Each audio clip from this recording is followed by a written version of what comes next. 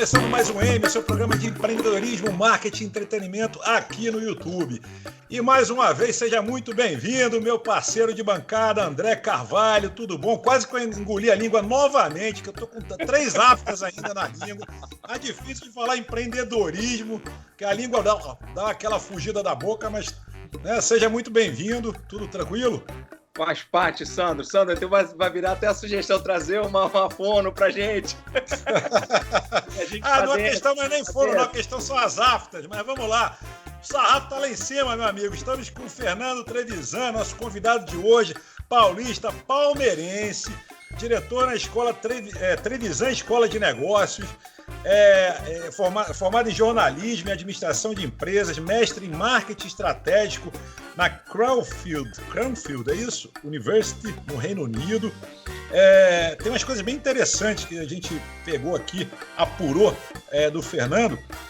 Há 8 anos ele é idealizador, olha a afta aí para falar, e realizador de cursos e eventos na área de gestão esportiva, criador e sócio do CONAFUT, Conferência Nacional de Futebol, principal conferência da indústria do futebol, coautor do livro Nos Bastidores da Educação Brasileira, a gestão vista por dentro, e membro dos conselhos fiscais da Fundação Dorina Novil para Cegos e a ACD, Associação de Apoio à Criança Deficiente, ambos há mais de 10 anos. Seja muito bem-vindo, Fernando Trevisan. Obrigado pelo convite. É um prazer estar aqui com vocês hoje. Legal, seja muito bem-vindo. Bom, vamos ao nosso momento YouTube rapidamente, né, André? Pedir para que a galera aí do outro lado da telinha prestigie a gente, né? Quem está chegando hoje para assinar o nosso canal, acionar o sino das notificações, que aqui tem sempre convidado interessante, sempre os debates são mais interessantes ainda e a gente contribui para a nossa parcela para levar boa informação para a comunidade e sociedade. Boa! Para você que já nos assiste, seja muito bem-vindo. Para quem está nos vendo pela primeira vez, propomos análises e reflexões sempre com muito conteúdo e bom humor. Bom, eu já vou começar a aproveitar aqui que eu estava dando uma olhada na Trevisan Escola de Negócios. Gente, é uma instituição superior. Eu estava achando que era mais ligada a cursos de extensão e tal, é uma IES, pô, bacana isso, ô Fernando, bem legal mesmo. Eu sou professor universitário, você vê, desculpa a minha ignorância, mas é que, de fato, quando eu estava apurando as informações, eu vi que é uma instituição de ensino superior, ou seja, você oferece graduação, pós-graduação, e aí vai minha pergunta, como é que vocês estão se virando com essa pandemia toda, porque a gente sabe que a área, né, principalmente a área do ensino superior, eu vou deixar o ensino fundamental e médio de lado, mas sofreu um baque muito forte, né, com relação à inadimplência, com relação ao pessoal dar uma parada, né, aproveitando, enfim, com todas essas consequências da pandemia. Como é que vocês estão passando, atravessando e mitigando a pandemia? Seja bem-vindo. Bom, Sandro, de fato nós somos uma IES desde 1999, mas é uma faculdade de nicho, né? A gente é essencialmente voltado para negócios, então por isso que as pessoas não associam,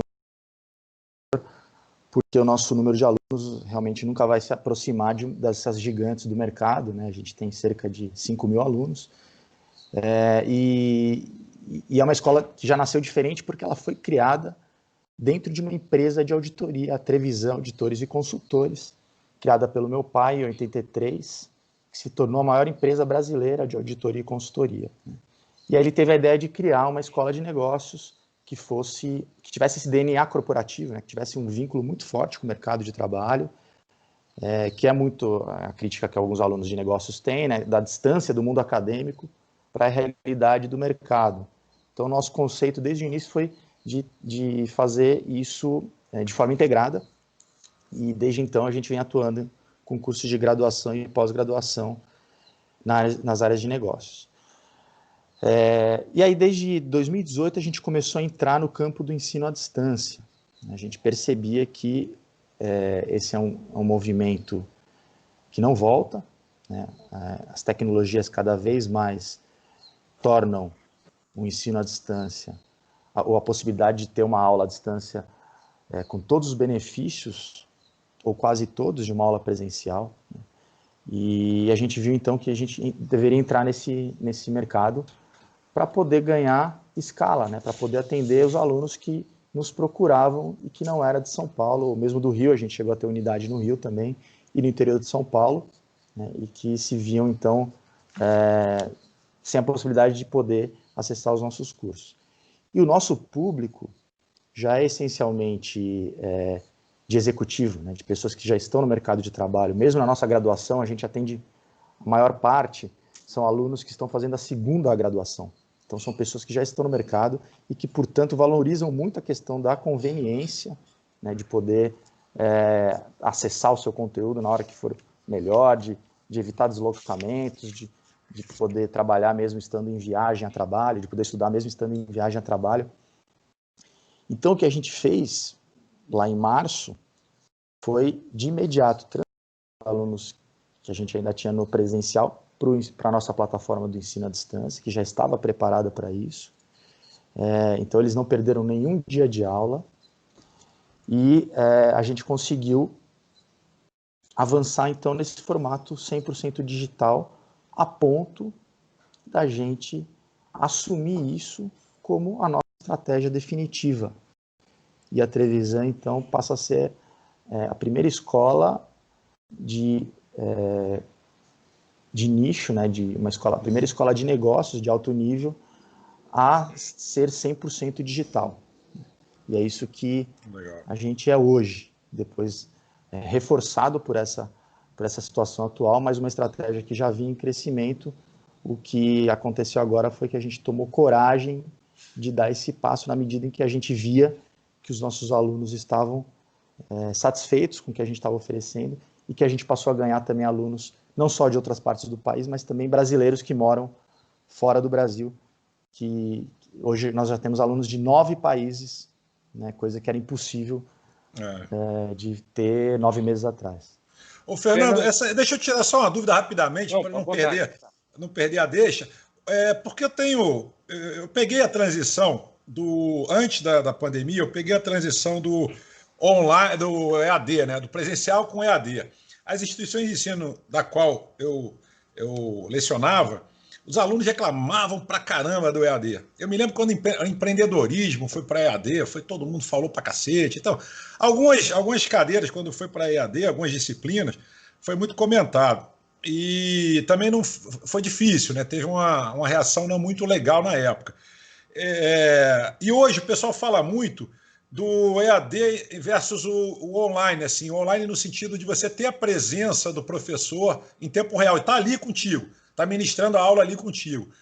Eu não sei como é que vocês fazem, não deu tempo de ver lá na escola, na Trevisan, mas vocês fazem aulas gravadas ou o aluno tem a interação, tem a troca na hora? Eu pergunto isso porque, assim, eu acho que assim, para o professor, né, tá no momento da aula, eu acho que a troca é muito legal, tanto para ele quanto para o aluno.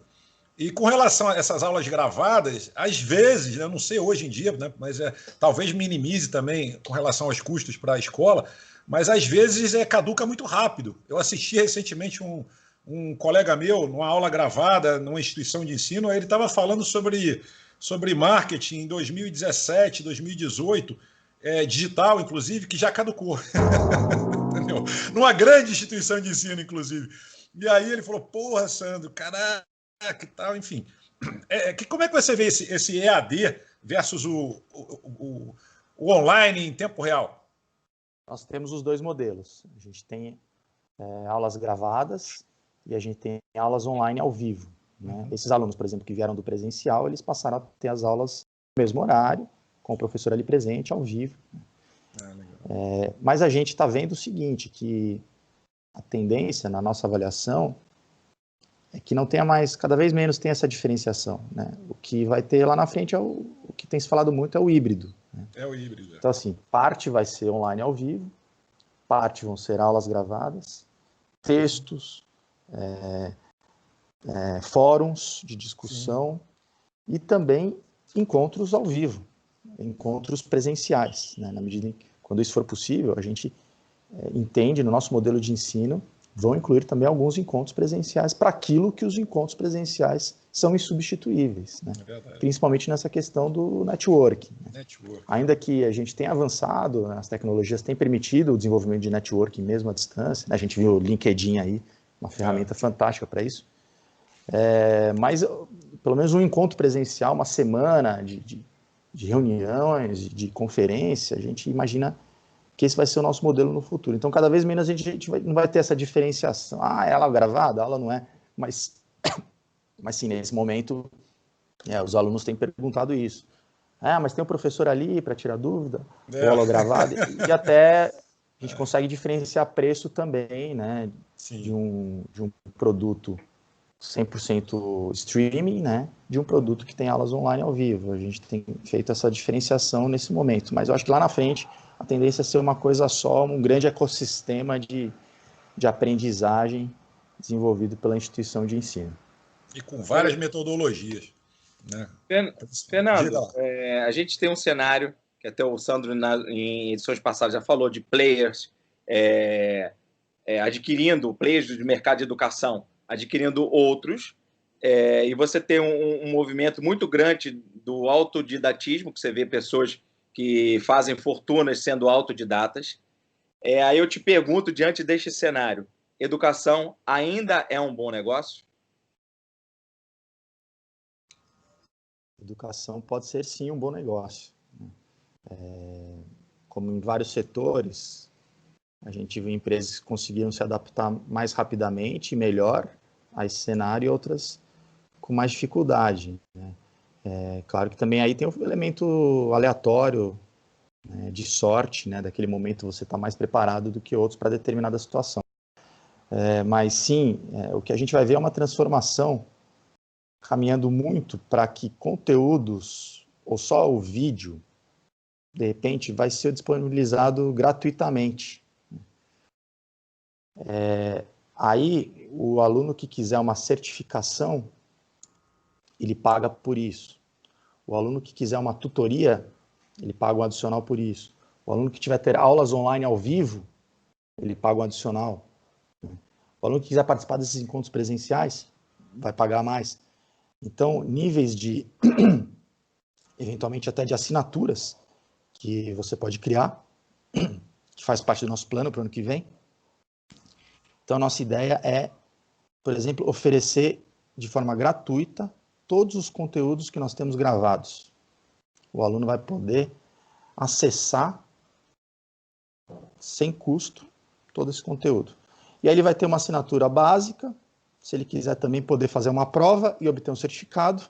Depois ele vai ter um outro nível de assinatura, que ele vai poder acessar aulas online e tutoria, e um outro nível mais avançado de assinatura, que ele vai poder realmente acessar todos os serviços, por exemplo, também das nossas parcerias internacionais, os encontros presenciais.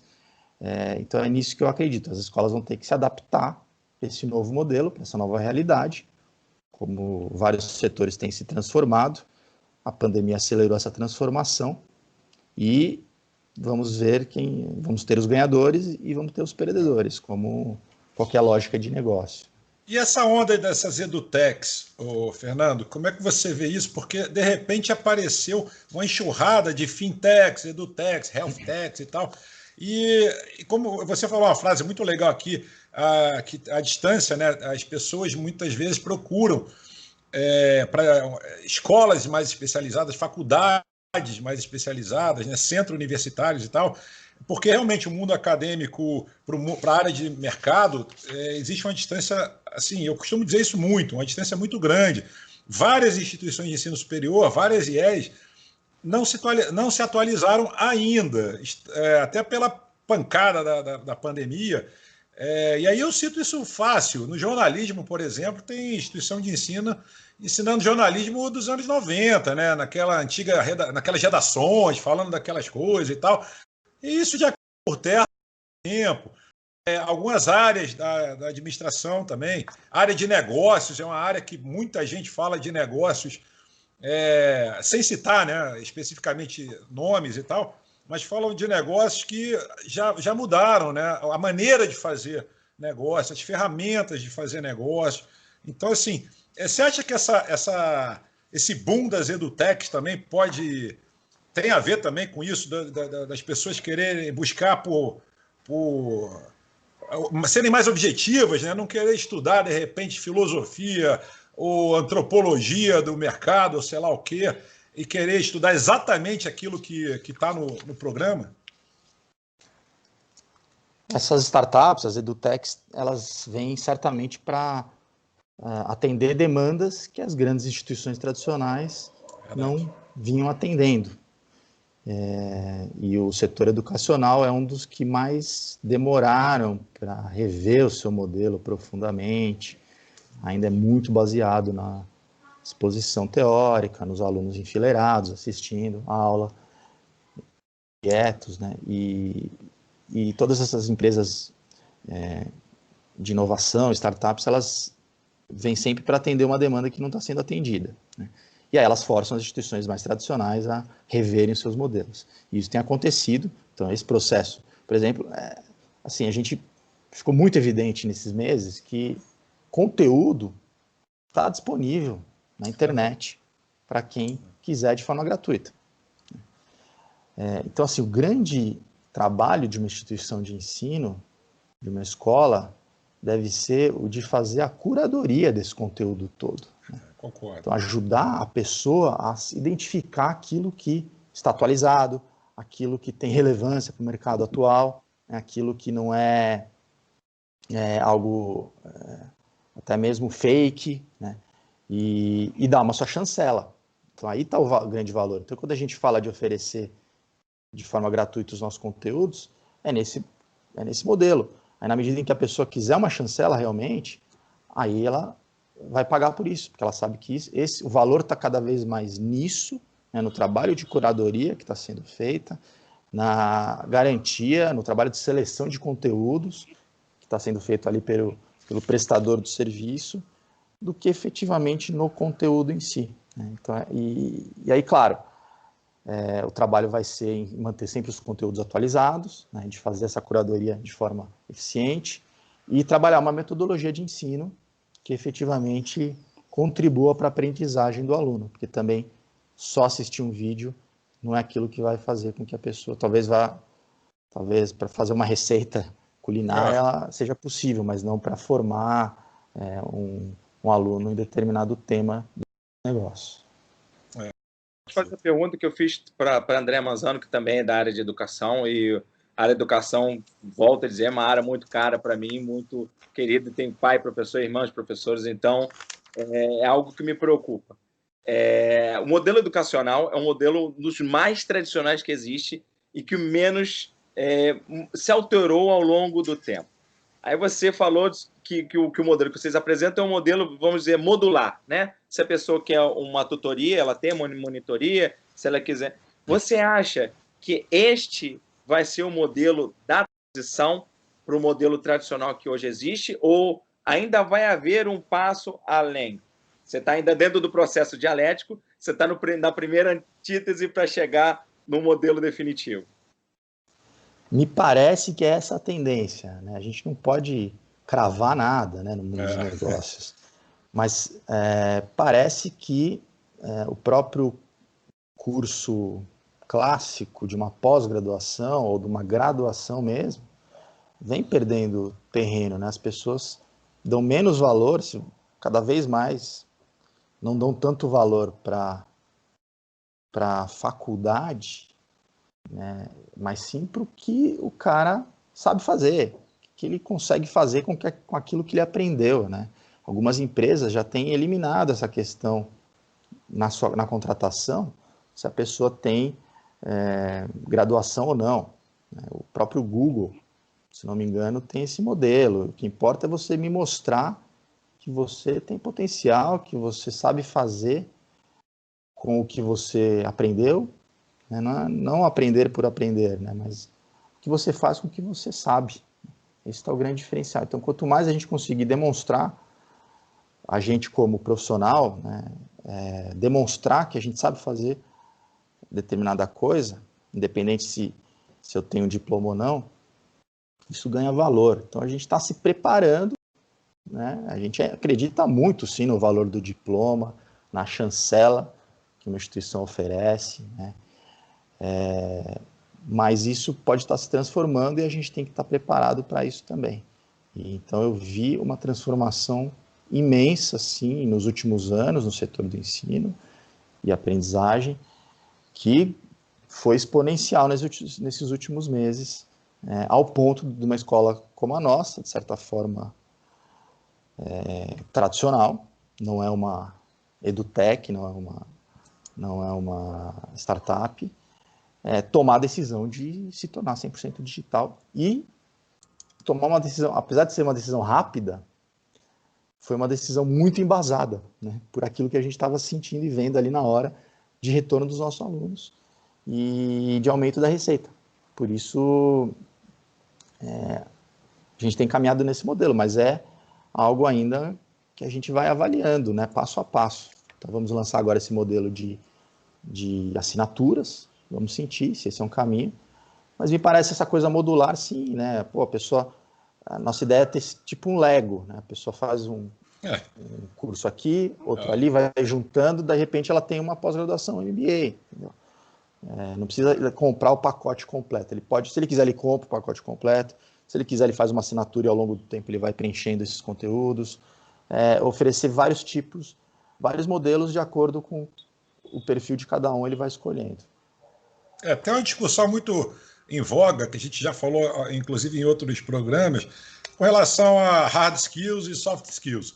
Né? Você é contratado pelas hard skills e geralmente é demitido pelas soft skills, ou pela falta de soft skills. Enfim, bom, eu sou defensor de que, principalmente em determinadas áreas, muito importante você ter o embasamento, né? Você ter a academia, né? Você ter o estudo acadêmico. Mas pô, hoje em dia tem gente que fala que hoje em dia não serve muita coisa, tá ultrapassado, tá isso. Eu não acho, entendeu? Bom, eu sou professor também, eu tenho que ter academia, mas eu acho que se você pegar, por exemplo, se você citar aí agora 10 ou 15 grandes CEOs que não têm nível universitário, talvez tenha dificuldade de citar todos eles, mas se você citar os que têm, é bem mais fácil. Entendeu? Então, assim, é um universo muito menor aqueles que, mas o cara do Facebook, o Zuckerberg, não concluiu Harvard. Né? Mas é o que a nossa entrevistada falou, não me lembro quem, falou, pô, mas ele entrou em Harvard. Foi o André também. Então, assim, mas ele entrou em Harvard, ele não concluiu, mas, pô, vai entrar em Harvard, então, pô, vai lá, tenta entrar em Harvard. Então, quer dizer, o fato de você concluir, às vezes você, sei lá, a vida te leva para outro lado. Mas o fato de, pelo menos, você ter um embasamento acadêmico, eu acredito que é muito importante. Tão importante quanto também as soft skills que você não pode deixar de lado, né? Você não pode deixar de lado várias soft skills, mas eu acho que aí volta a dizer, o grande equilíbrio, né? Você tentar equilibrar isso e tal, porque é difícil, né? Hoje em dia, você entra num tutorial no YouTube, pô, te ensina tudo. Né? Te ensina entre aspas, né? Te explica tudo. Se quiser lançar, sei lá, um satélite, não sei aonde, ele te ensina, te dá lá a receita de um bolo de sei lá o quê. Você não fez gastronomia, mas enfim, tem lá a receita. Se vai ficar bom ou não, é o que eu costumo dizer. É outra história. A receita está lá, o tutorial está lá. Agora, se vai ficar bom ou não, normalmente não fica. Né? Normalmente é complicado, porque a pessoa não tem embasamento, a pessoa não tem sustentação. E eu defendo muito que tem que ter um equilíbrio. E essa moda de hard skills, soft skills, gente, pô, a gente sempre falou isso, só que a gente não falava os termos em inglês, né? A gente falava os termos talvez em português, mas é uma discussão que eu acho que, como sempre, né, o equilíbrio deve prevalecer, né, para que a gente tenha... Né? Não só o embasamento acadêmico técnico, mas o embasamento acadêmico humano, né, dos valores, dos princípios, da ética. Né? Porque jamais a gente está aqui defendendo uma formação tecnocrática. Não, do cara que vai saber apertar o parafuso ali. Não é isso, porque se ele também apertar o parafuso, mas não tiver uma atuação ética com as pessoas, de acordo com o propósito, de acordo com os valores da empresa, de forma honesta, aquilo não valeu né? para nada, pelo contrário, né? Então a gente acredita sim muito nesse equilíbrio. Todos os nossos conteúdos envolvem a questão dos valores, da ética, que tem sido uma crítica muito grande dos MBAs nos últimos anos, desde as crises, né, de 2008, né, atuações do mercado financeiro extremamente irresponsáveis, né, os MBAs foram muito atacados ao redor do mundo por não incluírem essa base humana e ética nas suas formações, né? Então, esse é um ponto importante para a gente ressaltar. E tem se falado muito, não mais de soft skills, viu, Sandro, mas chamando-as de essential skills. Uhum. O pessoal de RH tem usado o termo essential skills, porque elas são a base, elas são essenciais, né? O resto não vale de nada se não tiver a essência, as competências essenciais de um gestor, de um profissional, de um cidadão na sua atuação do dia a dia profissional. Verdade, você falou de um... Achei interessante que você acabou de falar sobre a ética como um valor. E a gente não encontra muito, principalmente na área de negócios. Esse é um cenário real ou é só um senso comum que acredita que não existe ética no mundo dos negócios? Certamente não é a realidade, né? A gente tem, como em qualquer ambiente, pessoas corretas, pessoas irresponsáveis, pessoas antiéticas, né? Mas talvez vinha assim no movimento de ênfase prioritária no lucro acima de tudo, até essas crises desde 2008 chamarem a atenção, acender o alerta, a ponto de hoje também um tema que está na pauta das discussões, por exemplo, a questão ambiental, né, ao ponto de empresas multinacionais fazerem pressão em governos para que tenha uma atuação ambiental sob pena de perder negócio, né? E a sigla ESG, né? Environmental, Social e Governança, né? Então, esse é um tema que todas as empresas, pelo menos as de mercado de capitais, né, as empresas de capital aberto, elas precisam assumir sob pena de perderem negócio, sob pena de pressão realmente da sociedade, dos consumidores, né? Então eu vejo um movimento muito forte, também impulsionado pelas redes sociais, né, que tem um lado extremamente destrutivo, né? Quase que um esgoto ali em alguns momentos, mas que também permitiu dar voz ao consumidor, né, a ponto de pressionar as marcas a terem uma atuação correta e sustentável para não perderem negócios e clientes. Isso tem um lado muito positivo para tornar o ambiente de negócios cada vez mais saudável. Legal. Gente, chegamos na metade da nossa entrevista e quando a gente chega na metade é o momento audiência, aquele momento em que você que está aí do outro lado da telinha, que é inscrito no canal aqui no M, nós lemos seus posts, lemos suas mensagens, mas apenas para os inscritos, né? Quem não está inscrito, não adianta mandar, porque a gente confere sim. Várias pessoas falam assim, os caras não conferem nada. Confere sim. Tem uma galera aqui... Oi, como é que é? Fazemos a curadoria. Total, cara crachá total. Se não tiver inscrito, nem adianta mandar, mas vamos lá. E aí, detalhe, agradecer também aí a crescente audiência feminina, que estamos chegando a quase 40% nas nossas métricas da audiência das mulheres. Começamos em 90-10, agora estamos em 60, quer dizer, quase 40, 70 e poucos a 30 e alguma coisa, quase 40, mas está bem legal, então a gente agradece aí a presença feminina aqui cada vez maior. E vamos começar aqui. A Lúcia, por exemplo, ela manda... o hype da internet é política, tá, gente? Não adianta que todo mundo falando de política. Tentar amenizar para a gente aqui. Quem quiser comentar, comenta. Quem não quiser, não é obrigado a comentar. A gente pode ficar também na nossa. A audiência está fofa, mas está muito nervosa com relação à política. Tem um aqui, a Lúcia já mandou para a gente o seguinte: às vezes as pessoas mais caladas são as que menos falam. Enfim. O pessoal também comentando com relação ao Simão aqui, ó. Primeiro ano que não vou a Paris por causa do Covid-19. Normalmente não ia por falta de dinheiro. Bom, agora... começamos light. Começamos em light, né? aqui eu não sei quem é que mandou. Joyce. A Joyce mandou o seguinte: antes de entrar em 2021, eu quero ver o trailer. Eu também gostaria de ver, né? Porque aquele negócio de pular 7 ondinhas, né? Comer o caroço de uva e tal, em 2019 para 2020 foi meio complicado isso aí, né? O povo não gosta de spoiler, pô. Como é que vai ver trailer? Então vamos lá.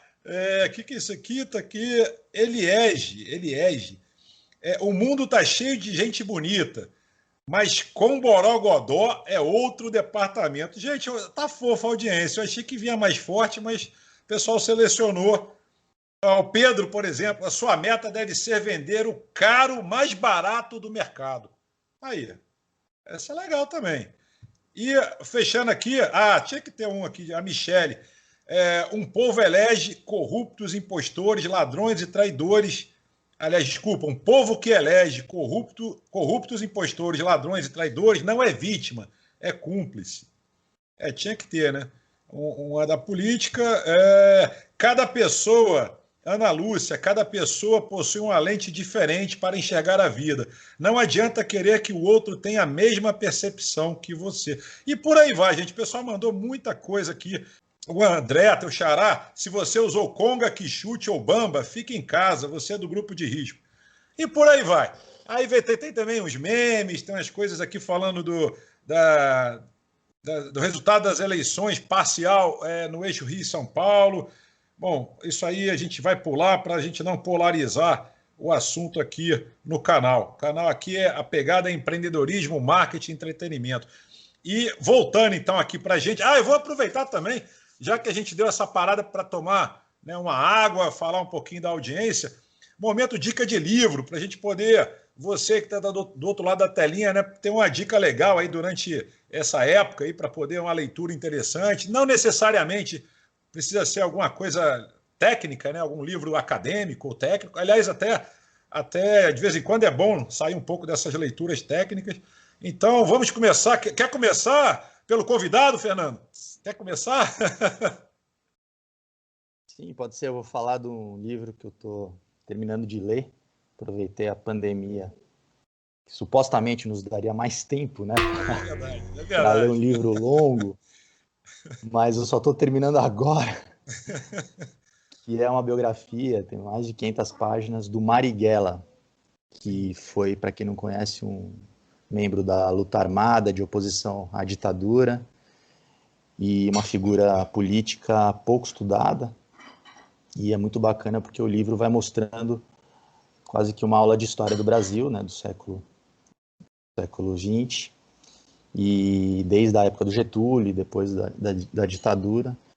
E, ao mesmo tempo, nos serve também de alerta para a gente ficar sempre atento a preservar as nossas instituições democráticas, né, e que o totalitarismo, o autoritarismo está sempre aí para a espreita, esperando a oportunidade de tomar conta. É verdade. Aliás, tem um filme do Marighella, que é aquele cara que fez o Capitão Nascimento, Wagner Moura, né? Lançou, mas parece que deu água, parece que não foi. Vai sair agora. Que ele participou de um festival. Seu Jorge, né, na verdade. Seu Jorge, exatamente. Aí tá aí para sair, ou já saiu. Eu já sei que ele participou de festival. Diga lá, André. Não, para falar do Marighella? Dica de livro. Não, o que aconteceu? O Marighella, antes de sair, já nasceu com polêmica no Brasil. Pô, você vai lançar um livro de Marighella em pleno governo Bolsonaro, ele já é explosivo de nascença. Então, o que se falou muito que foi... houve uma sabotagem para o lançamento e por aí vai. Você tá falando, né? Do filme. Então, é importante a gente conhecer os nossos personagens que tanto se falam deles e pouco se conhece. A dica de livro, eu vou para o clássico, Sandro. Eu vou para o clássico Dom Casmurro. Dom Casmurro, cara. Porque no meio de um português que as pessoas querem converter a forceps, né? Mudar muito da nossa língua, que a língua, ok, ela é viva, e ela se muda com os costumes, as pessoas vão mudar por pressão, nada melhor do que a gente ler um clássico em que o português é muito bem escrito. E Machado de Assis é o senhor das letras. Então, recomendo a leitura sempre de um clássico. Eu sou, apesar de ser novo, eu sou clássico nas minhas decisões. É mais ou menos novo. Também não vai mentir aqui pra galera que, pô, esse papo Usou Conga e Bamba. Exatamente. Usou Quixote, usou Conga e tal. Poxa, não vou dizer que eu usei o Quixote amarrado na canela, que é o mais... Duas formas de amarrar que eram clássicas do Quixote, que o Quixote vinha com baixo da sola, né? 5 vezes maior do que ele era. Era amarrar na canela e amarrar nele, dava a voltinha nele.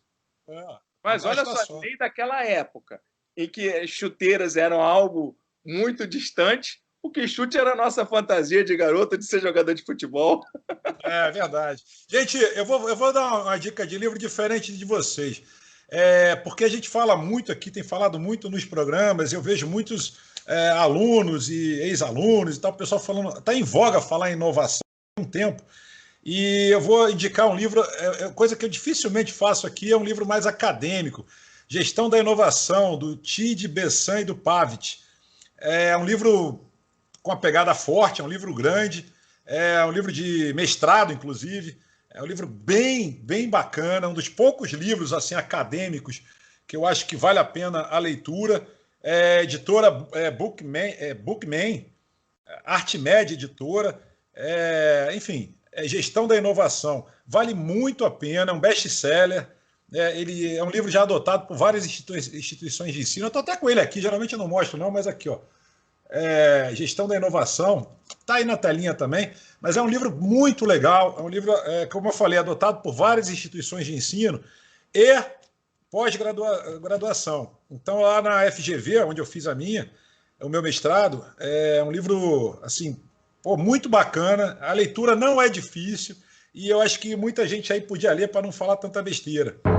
Porque todo mundo acha que, inovação, você tem uma grande ideia e já acha que é uma inovação. Não é, gente, calma aí, vamos devagar. Inovação tem todo um conceito, enfim, tem vários autores e pesquisadores da área que não é dessa forma que funciona, não. Descoberta, inovação, ideia, cada um tem... Aí é o que eu falo da importância dos hard skills, né? A importância de você ter sustentação, né? Porque senão você sai falando besteira. E, aliás, um dos lugares aqui, mudando um pouco o papo, mas continuando assim nessa pegada de dar uma polemizada devagar, né? Uma coisa interessante, duas coisas que eu acho interessante. Você comentou, André, ainda há pouco aí, com relação aos clássicos, né?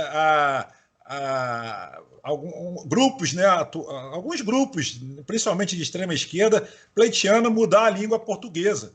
O tal do gênero, né? Tentar ficar um gênero único e tal. Isso é outro assunto meio complicado, né? Porque mexer na língua é uma coisa que particularmente não me agrada. Isso não tem nada a ver com a disputa, no sentido de que tem que ter mesmo, de fato, um respeito, uma igualdade. Enfim, eu acho que a palavra é respeito, né?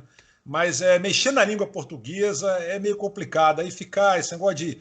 Como é que é? Trocar pelo I ou pelo E? Não é isso que faz? O André, me ajuda aí. Todes? Todes. Todes. O todos é o que é o mais clássico. Estão querendo para virar todes. Vira todes.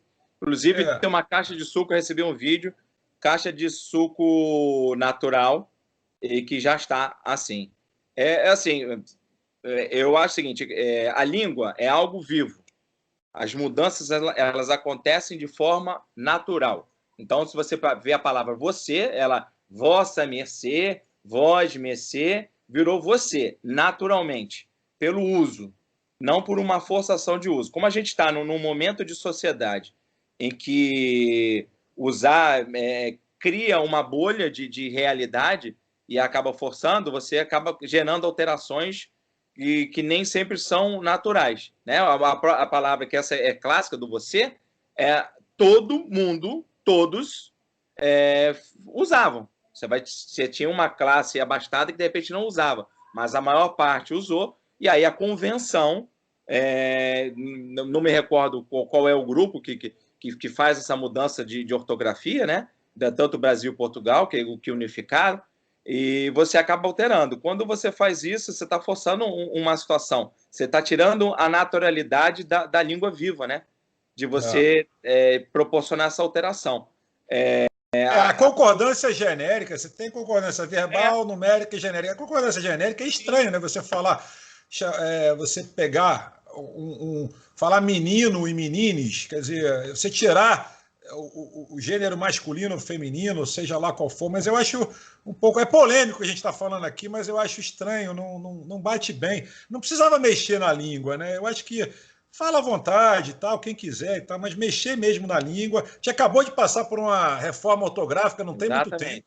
Já estão propondo mexer. Pô, é um negócio complicado. Parece que tem gente que parece que, sei lá, aproveita a pandemia ou então momentos que falta do que fazer para fazer besteira ou mexer onde não deveria mexer, né? Enfim, é complicado. Isso é opinião minha, tá, gente? Ninguém precisa acompanhar a opinião, não. Eu sei que é polêmico, mas é porque, pô, me incomoda profundamente você ter o gênero lá masculino e você querer criar um terceiro gênero, sei lá, um negócio estranho pra caramba.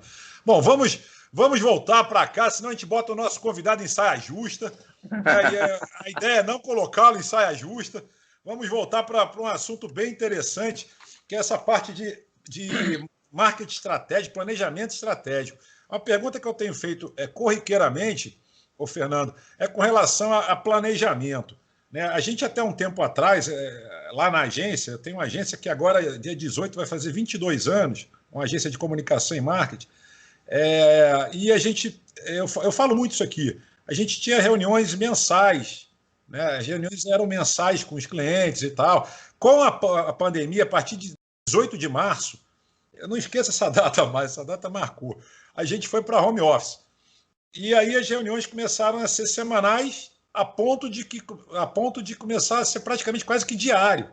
Eu nunca conheci tão bem hoje o meu cliente como eu estou conhecendo hoje, a ponto assim de falar mesmo dia sim, dia não, e alguns eu falo dia sim, dia sim. Essa falta de, como eu direi, essa falta de luz no fim do túnel, né? Porque a gente está prestes iminente a uma segunda onda, que já está acontecendo na Europa, né? E provavelmente deve. Dizem que aqui no Brasil não acabou nem a primeira, então quer dizer, pode ser uma extensão ou a própria segunda onda, mas como planejar, né? Aqueles planejamentos a longo prazo já caíram por terra. É como você planejar numa situação atípica, como a gente está vivendo, em que às vezes o planejamento é semanal, né? É difícil você fazer um planejamento, às vezes até pensando no mês que vem ou no semestre que vem, sendo que a gente não sabe o que vai acontecer. O brasileiro sempre teve dificuldade com planejamentos longos, né, de longo prazo, até por sermos um país jovem, né, comparando com a Europa, a China, um país de 5 mil. Para eles é natural falar em qual o projeto aí para os próximos 100 anos, 200 anos. Para nós sempre foi muito difícil, e também por conta das oscilações de crises econômicas, né, que a gente vivenciou bastante, crises políticas, econômicas. Então a gente sempre foi ruim de longo prazo, mas relativamente bom de curto prazo. Acho que a gente teve que colocar toda a nossa competência de planejamento de curtíssimo prazo aí em marcha e tomar decisões de forma muito rápida, sem ter todas as premissas já bem estabelecidas, mas eu acho que nunca valeu tanto a máxima do Charles Darwin, né, de que sobrevive não o mais forte necessariamente, mas aquele que mais rapidamente se adapta. Então, essa coisa da velocidade na tomada de decisão, sem ser apressada, mas sim rápida, eu acho que fez toda a diferença e vai continuar fazendo na medida em que as incertezas ainda se avolumam.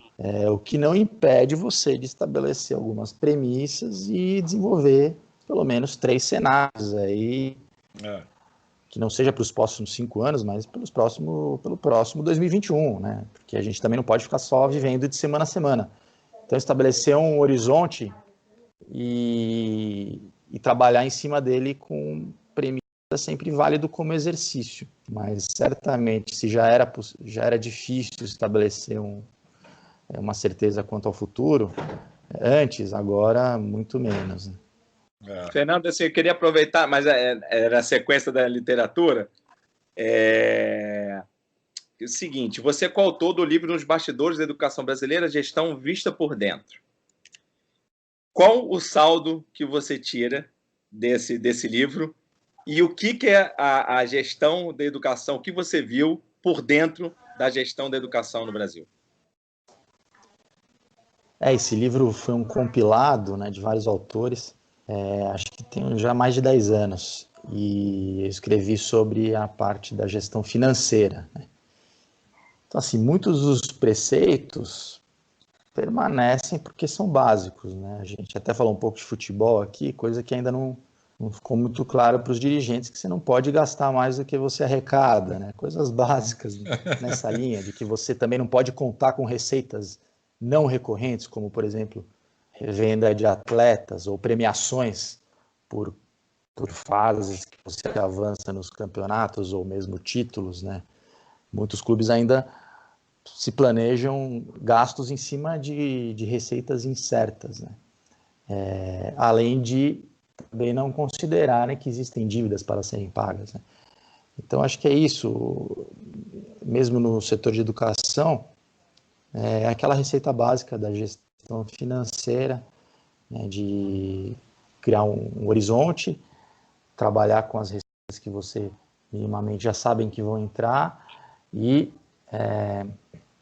alocar custos de acordo com essa capacidade. Isso que a gente faz na nossa vida pessoal, né? Que às vezes, mesmo sendo básico, não está disseminado ainda, mesmo em muitas empresas.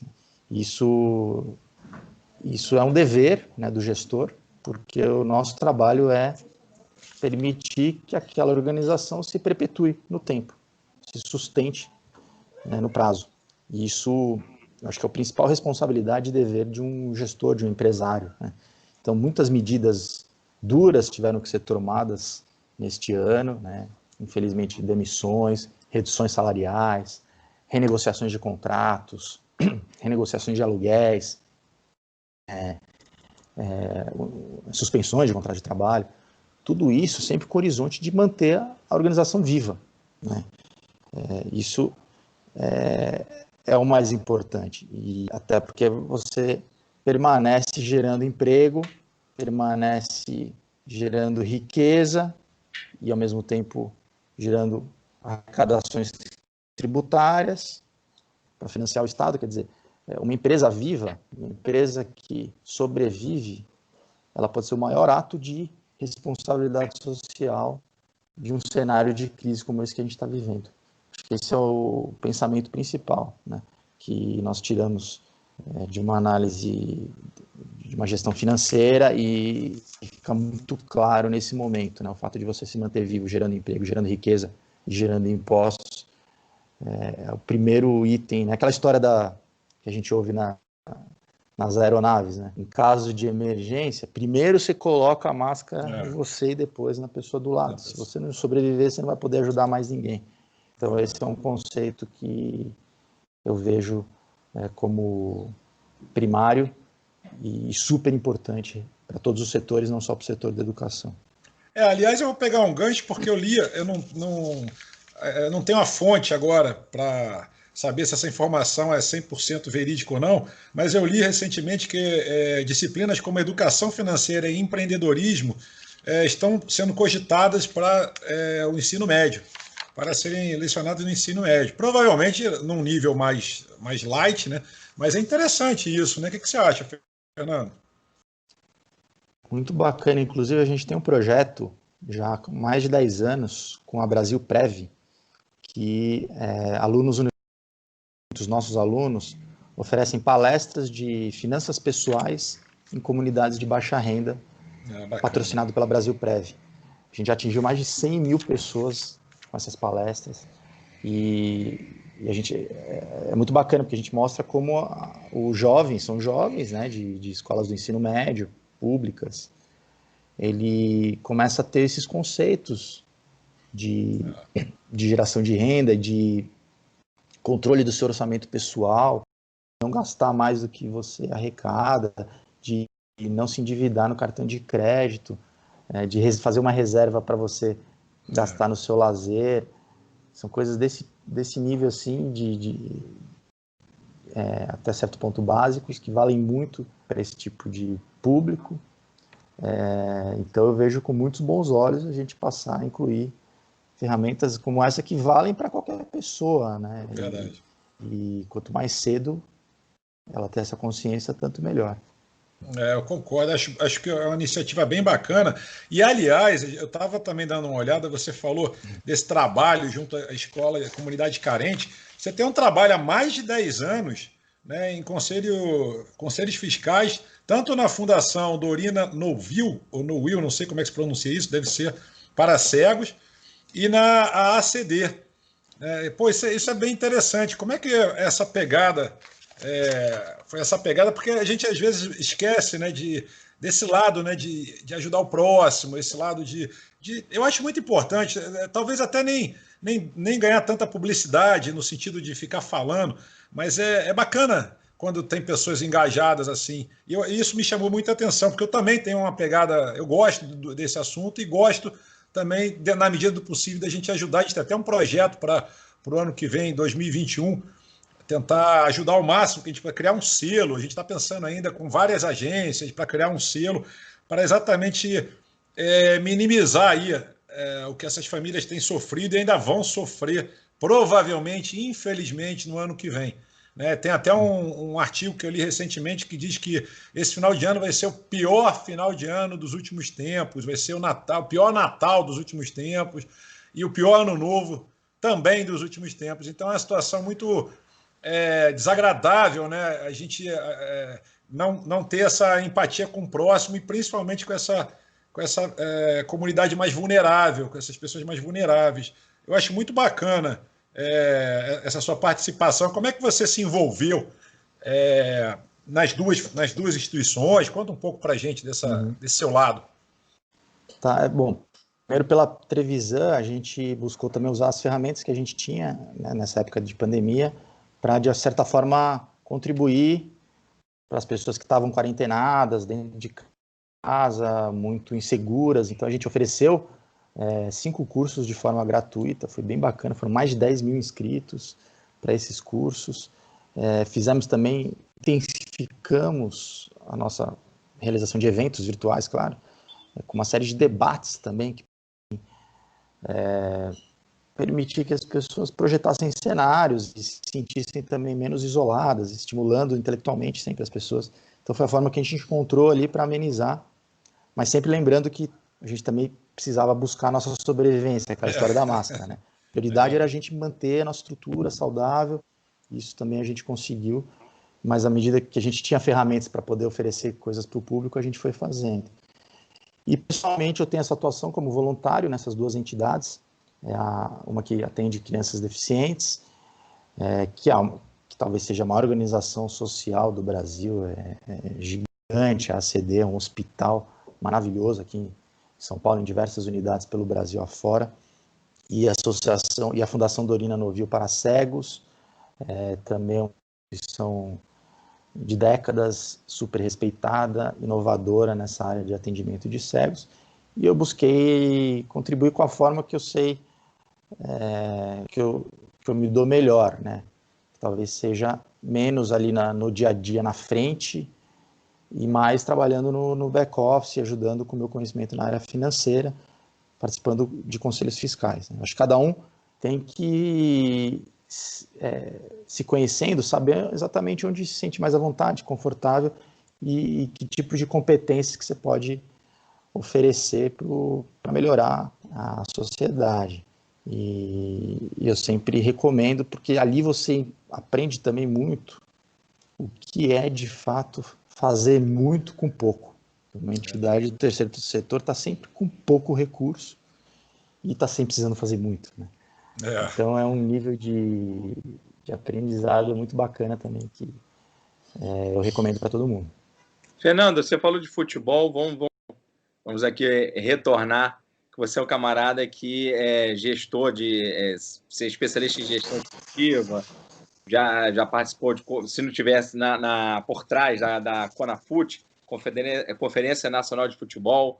Eu pergunto a você, por que é tão difícil gerir o futebol, em se levando em conta que futebol é paixão, e na medida em que paixão, as compras são muito movidas por emoção, então o consumo no mercado de futebol é alto, seja ingresso, seja negociação de televisionamento. Então, circula muito dinheiro, e mesmo assim, circulando muito dinheiro, as gestões ainda são super deficitárias. E é difícil você chegar e organizar.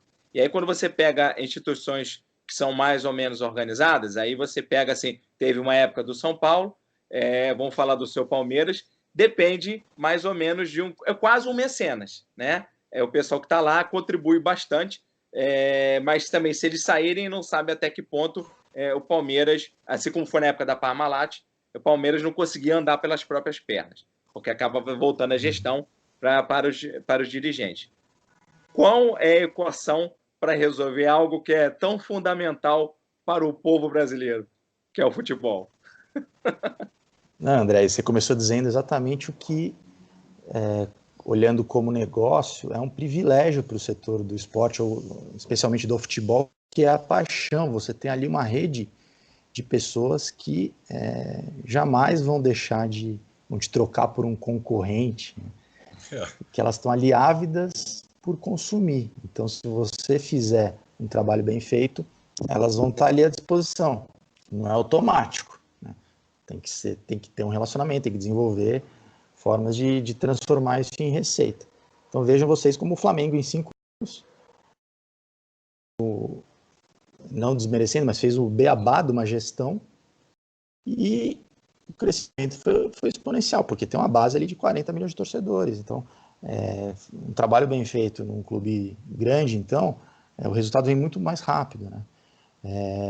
E assim, daria para a gente fazer um seminário para discutir o futuro do futebol brasileiro, como que a gente faz para melhorar, mas eu deixaria aqui, vamos dizer, 2 pontos. Primeiro, falta união dos clubes, falta entendimento dos clubes de que eles fazem parte do mesmo setor, né? Que dentro de campo eles disputam, mas fora de campo eles deveriam trabalhar em conjunto para vender melhor o seu principal produto, que é o campeonato. Então, quando a gente vê os países europeus tendo mais sucesso nisso, é porque eles criaram uma liga profissional, né? Uma liga que gerencia o produto campeonato. E ali na liga, formada pelos clubes, existe um pensamento do coletivo de como valorizar aquele produto. Um campeonato como o nosso, que é organizado pela confederação, que não tem essa união entre os clubes, você acaba, então, perdendo oportunidades isso pensando no lado da receita, né? De aumentar ainda mais a receita, poder de barganha de negociação, de direitos de transmissão, por exemplo. Ainda assim, estamos falando de um negócio de 6 bilhões de reais, que foi o que os clubes faturaram no passado, e crescente. Então, porque é realmente uma massa de consumidores muito poderosa, né? Mas daria para ser muito melhor explorada. Isso do lado da receita. E no lado da gestão, né, aí existe uma dificuldade por serem quase que mais de 95% dos clubes serem associações, entidades políticas, né, entidades sem fins lucrativos, mas que são políticas e que, portanto, os dirigentes não são remunerados, ou seja, eles não são necessariamente os melhores contratados para estarem ali, não são os especialistas, eventualmente, e a cada 2 ou 3 anos muda-se a gestão, né, por uma eleição que pode colocar tudo que foi feito a perder. Então, o fato de ser uma entidade política dificulta muito o incentivo a uma gestão mais responsável pensando no longo prazo, porque a tendência é o gestor ali olhar para o seu mandato apenas, né? Então, não quer dizer que o fato de ser uma empresa necessariamente vai significar um maior controle um controle mais responsável dos recursos, mas poderia ser um incentivo, né, a uma gestão uma governança melhor, uma gestão mais profissional, e também ser uma possibilidade de geração ou de captação de investidores que hoje uma entidade, uma associação não consegue, não tem como atrair investidor, a não ser esses mecenas que você citou, que é coisa muito eventual, muito pontual, que não muda estruturalmente um clube, né?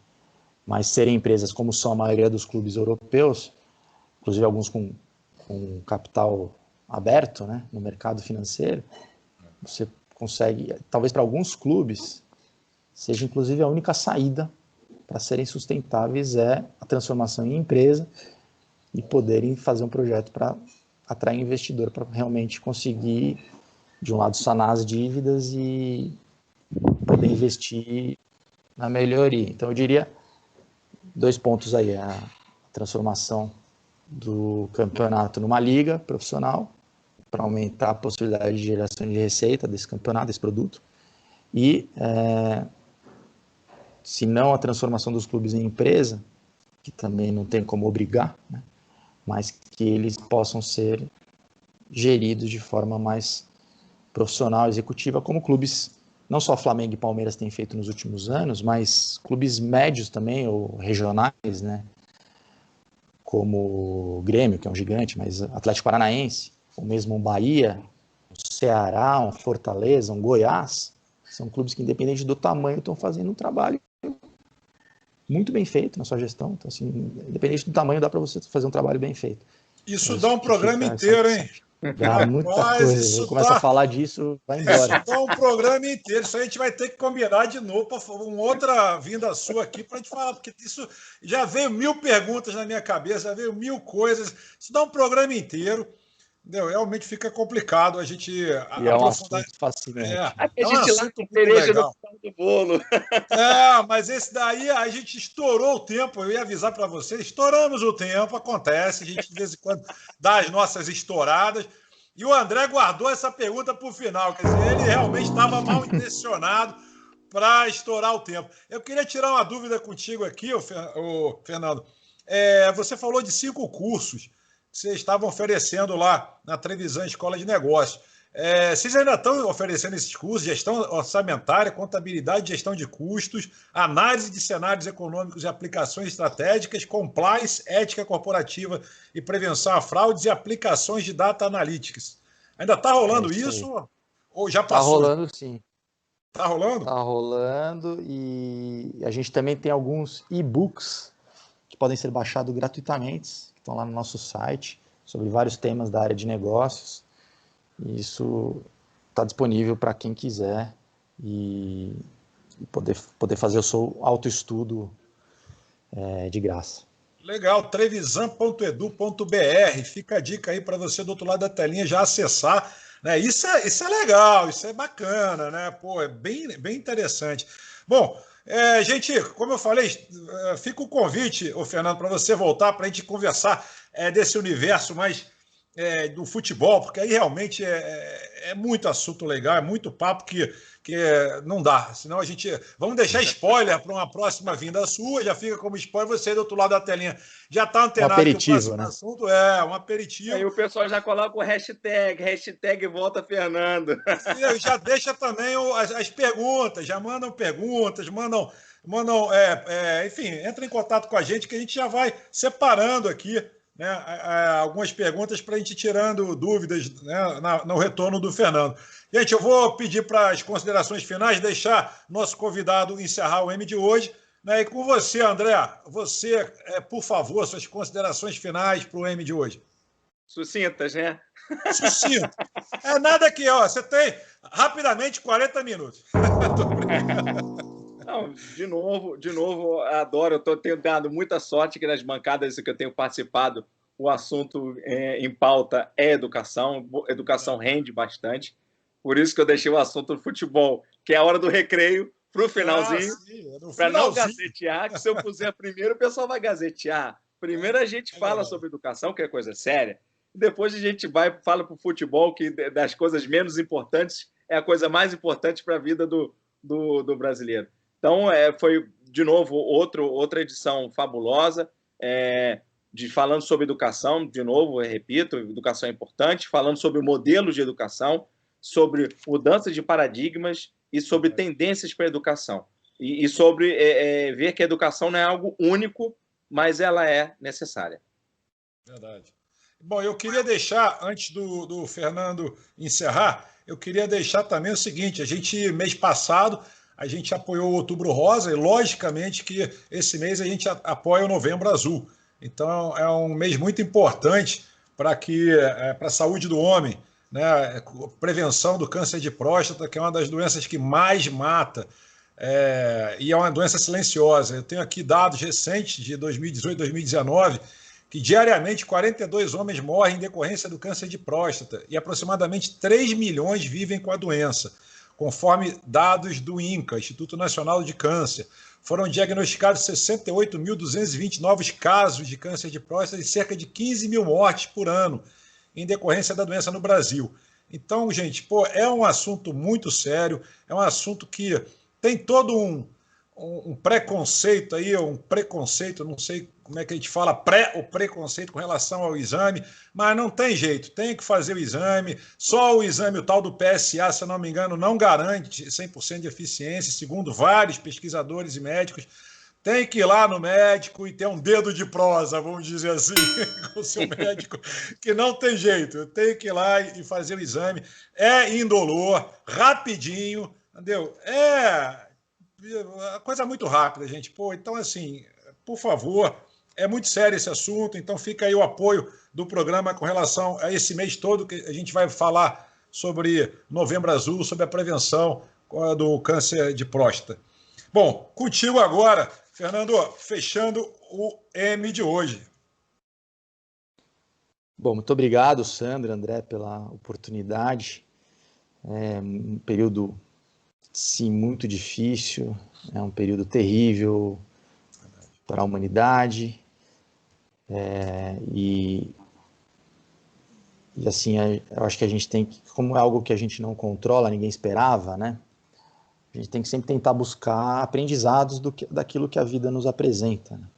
Sem deixar de lembrar que é algo terrível, mas o que essa situação toda, né, nos traz de aprendizado.